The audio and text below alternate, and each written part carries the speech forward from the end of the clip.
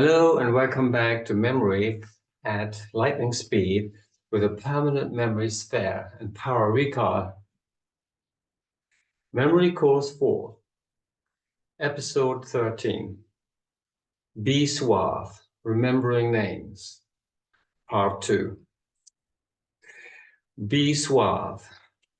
This is what it stands for. The B stands for believe. Believe. Because if you believe you can, or you believe you can't, either way, what? You're right. Who said that? Henry Ford said that, right? That's the power of belief. So you want to eliminate negative self-talk. Every time you say, I'm not good at remembering names, or my memory is so horrible, you don't want to say that. Replace it with something more empowering.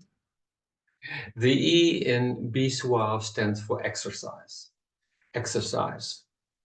And I don't mean physical exercise, although we talked about people who are more physically active who do better at mental acuity tests. They have better focus and they'll have better memory. Because anything good for your heart is going to be good for your head. But I mean practice when I say exercise. Practice makes progress. Practice makes permanent, but not permanent memory yet.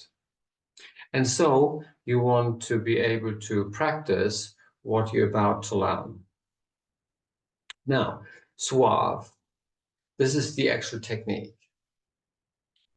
When you meet somebody, the first thing I want you to do is the S, and you say the person's name. Say the person's name.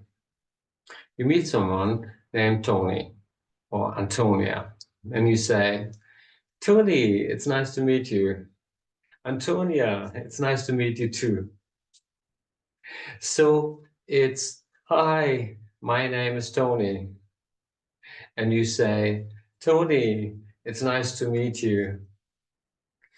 How many times did you hear it? You heard it twice. Once from the person and once when you repeated it.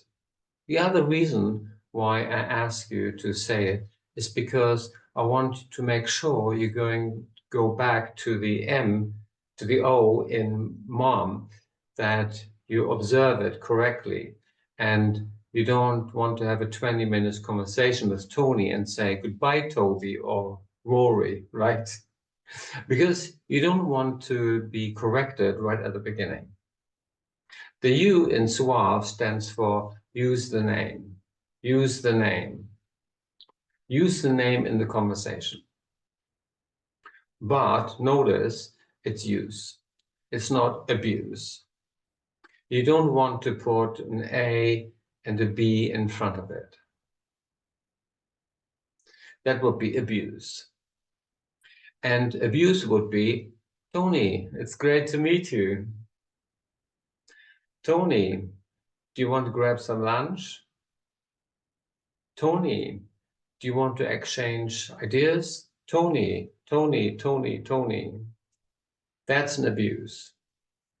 But you want to use it 3 or 4 times in the context of the conversation. The A in suave stands for ask. Ask about the name. Because what's everyone's favorite subject? It's not travel, it's not food, it's not entrepreneurship. What is it? It's themselves, right? Remember, the name is the sweetest sound to a person's ears. The ask is really good also when you meet somebody and their name is a little bit different than what you're used to. Maybe you're hearing the name for the first time. So you can ask about the person's name. What can you ask about a person's name? How do you spell it? Where's it from? Who are you named after? Are you related to that person? Does it mean anything in another language? You could ask all these probing questions. And remember, people don't care how much you know until they know how much you care. And asking about a name is so important. It was a memorable occasion when I participated in a martial arts self-defense workshop. The spacious hall was filled with more than 80 eager aficionados who were guided by the renowned masters Keith Kernspecht and Lang Ting. Among them was Keith's daughter, Natalie, who had brought along her best friend, Nankida, a charming girl whom I've never encountered before. Nankida. And I was like, wow, that's a beautiful name. Where's it from? How do you spell it? And I said, what does it mean? And she paused. And I was like, Nankida, what does it mean? And she looked at her friend and her acquaintances, and she said, it means graceful falling waters. And I was like, wow, that's really beautiful.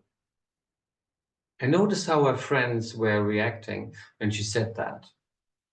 I said, Nankida, how long have you known each other? She's like, 4 or 5 years. She's like, with my friends here? She's like, yeah, there are all my friends. They were at my wedding.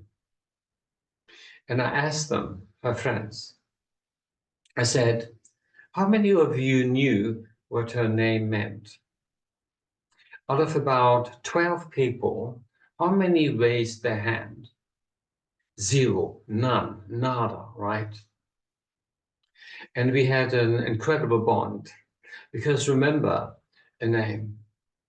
Think about the emotion connected to somebody's name. It's probably one of the very first words you learn to write for yourself. And how much reinforcement and how much love were you given when you wrote your name? So it's very tender. It's like your identity, right? And so I ask about a person's name. Thank you.